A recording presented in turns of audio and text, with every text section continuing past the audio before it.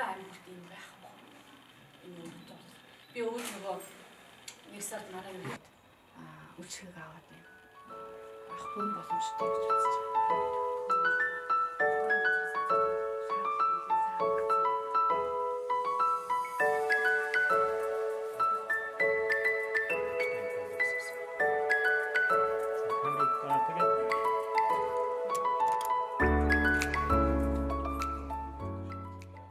Энэ хүүхдийн одоо насан туршид өгнөөс мэдүүлэг авах өрөөгөө бид нар ингээд байгуулсан байгаа. Ер нь бол олон улсын хүүхдийн эрхийг хамгаалах өдрийн 6 сарын 1-ний өдөр бид нар өрөөгөө байгуулсан.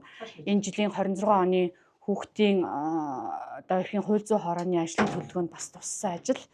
Өрөөний хувьд бол 2 хэсгээс бүрдэж байгаа. За энэ хэсэг болохоор яг нөгөө хүүхдүүд энд нөгөө мөрдөгчтэйгээ энд одоо уулзалт хийх үед яг нөгөө өөдөөс харсан байдлаар уулзалт хийхийн ширээ сандлыг зохион байгуулсан.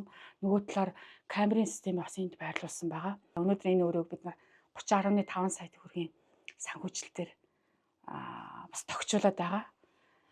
За өрөөний одоо санхүүжилтэнд дэмжлэг үзүүлсэн бас газрууд байгаа.